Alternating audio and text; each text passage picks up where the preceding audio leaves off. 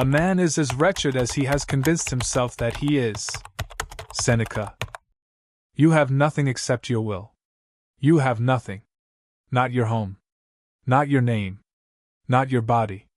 Not your reputation. Not your time. Not your future. These are all borrowed, fleeting. And yet you cling to them, as if they were truly yours. You wrap your identity around shadows, and scream when the sun sets. But the truth is harder than pain. What can be taken from you was never truly yours. Do you think your health belongs to you? Then speak with the man who woke strong and now lies paralyzed. Do you think your freedom belongs to you? Then ask the man who was dragged into war and never came back. Do you think love belongs to you? Then ask the one whose lover vanished with the first storm. All of it is dust. All of it passes through your hands like water. And the more tightly you grip it, the faster it slips. There is only one thing that cannot be taken. Only one thing that was ever truly yours. Your will. Your inner fortress. Your power to decide. Your judgment. Your choice. Epictetus was born a slave. A man without property. Without rights. Without his own name. He owned nothing. But he discovered the secret of invincibility. He still owned his reason. He said, "If you want to be free, wish for nothing that depends on another." They could beat him, but they could not command his thoughts. They could sell his body, but not his virtue. He was not free because no one owned him. He was free because no one could command his soul. This is where the iron mind begins, not in domination, but in discipline. Not in having more, but in needing less. Not in outward strength, but in inward silence. The weak are broken by the world. The strong are refined by it. The iron mind is not born, it is forged. We are disturbed not by what happens, Epictetus wrote, but by our opinions about what happens. And yet every day, you give the world power over your mind. Someone insults you, and you hand them your peace. A plan fails, and you surrender your composure. A stranger disapproves, and you trade your principles for their applause. You are not a victim of life. You are a victim of your own surrender. If your peace can be stolen, it was never real. If your identity can be shaken, it was never strong. If your character changes with every wind, you have no anchor at all. And so the iron mind is not the man who feels nothing, it is the man who does not flee from what he feels. It is the man who sees fear, and stays still. Who sees pain, and chooses it. Who sees loss, and remains whole. Seneca understood this. Unlike Epictetus, he lived surrounded by wealth, influence, and danger. He served emperors. He faced exile. He faced death. And in all of it, he sought one thing, mastery of self. "It is not that life is short," he wrote, "but that we waste much of it. How many hours have you given to people who don't value you? How many days lost to complaints? How many years thrown into habits you don't even question? You fear suffering, but you drown in comfort. You fear death, but you waste your time like you're immortal. You want more years, but you do not live the days you already have." Seneca said, "You act like mortals in everything you fear, and like immortals in everything you desire. You flee pain like death were chasing you. But you spend hours in distraction, like time isn't slipping through your fingers. And so you ask, how do I live rightly? How do I build strength? How do I become unshakable? Begin here, accept that nothing external belongs to you. Let go of what you cannot control. Withdraw your energy from the noise. Pull your heart back from the world's theater. Turn it inward. The first victory is not over the world, it is over yourself. Master your tongue. Master your thoughts. Master your reactions. Be slow to speak. Slower to judge. Fast to endure. Epictetus said, "It is not the events that disturb us, but our judgments about them. So change the judgment, and you change everything." This is not indifference. This is power. The iron mind is not cold, it is calm. It does not flee emotion, it governs it. It is not the absence of pain, it is command in pain. Let others chase status. Let others rage at injustice. Let others burn themselves in desires they do not understand. Your path is narrow. Your goal is simple: govern yourself. What is freedom? Not pleasure. Not leisure. Not license. Freedom is to be untouched by anything outside you. Freedom is to say no to yourself and mean it. Freedom is to choose virtue over victory, purpose over praise, effort over ease. You want strength? Then do what is hard. Do it quietly. Do it daily. And do not expect applause. You want peace?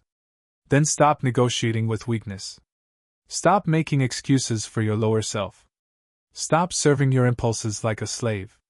No man is free who cannot command himself. Seneca said, "A man who suffers before it is necessary suffers more than is necessary." Anticipation is a silent poison. Fear of loss is worse than loss. Dread of pain is more painful than pain. Expectation is the source of all anguish. So do not borrow tomorrow's weight. Carry only the day. Live in the moment, but not in the shallow way the world says. Live fully, justly, courageously, because it might be your last moment. And if it is, then make it worthy of the last. You wait for clarity. But clarity comes through action. You wait for confidence. But confidence comes through repetition. You wait for perfect conditions. But they will never come. Epictetus said, "First say to yourself what you would be, and then do what you have to do." There is no other path. Only will. Only discipline. Only choice. Only now. You were not born to consume, to mimic, to drift. You were born to face yourself. To master your mind. To wrestle your weakness. To shape your soul in fire. And every excuse you feed becomes a weapon against your future. Every comfort you indulge becomes a chain on your will. Every truth you ignore becomes a lie you live. So choose one thing. Just one. And do it with all the weight of your being. Do not try to be everything, be solid in something. A man with one principle is stronger than a crowd of trends. A man with one discipline is freer than 1,000 indulgences. You are not what happens to you. You are what you choose in response. You are not your emotions, you are your decision about them. You are not your pain, you are the meaning you give it. Strip everything away. The body. The name. The possessions. The followers. The comfort. The plans. What remains? The will. The decision. The core. If that is intact, then you have lost nothing. The discipline of fire. If the will is all that remains, then let it become everything. The body weakens. The world changes. Fortune shifts like sand. But the will must stand, not like a leaf in the wind, but like stone in a storm. To be a Stoic is not to feel nothing. It is to let nothing rule you. Not pleasure. Not pain. Not fear. Not hope. Nothing but reason, shaped by virtue and sharpened by discipline. Epictetus taught, "When something happens, the only question is, does it concern my will or not? If yes, act with courage. If no, let it pass like smoke. You are not here to win the world. You are here to win yourself." The iron mind is built in refusal. The refusal to complain. The refusal to escape. The refusal to betray your standard for short-term ease. Every no to weakness is a yes to strength. Seneca said, "Set yourself apart from the crowd. Dare to be wise. Dare to be strong." But strength does not come in talk. It comes in repetition. In daily acts. In small choices that harden the soul. Waking early when the bed says no. Speaking truth when silence is easier. Holding the line when comfort calls. Discipline is the sculptor. You are the marble. The iron mind is not born in grand gestures, it is carved in thousands of invisible decisions. People seek peace, but they flee the work that builds it. Peace is not passivity. Peace is precision. It is choosing order in chaos. Stillness in crisis. Integrity in temptation.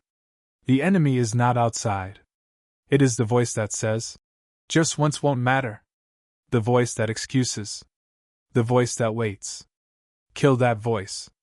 Cut it out. Replace it with command. Say to yourself, as Epictetus did, you are not your body. You are not your mood. You are your choices. Act like it. Live today as if your name was on trial. As if your mind was iron, because it can be. All that is required is that you stop apologizing for your own potential. Stop giving away what is yours. Stop asking permission to be strong. Seneca said, as long as you live, keep learning how to live. And if that's true, then today is your classroom. Your pain is your teacher. Your will is your exam. So choose the hard path. Not for glory, but for mastery. Choose the narrow gate. Not for praise, but for truth.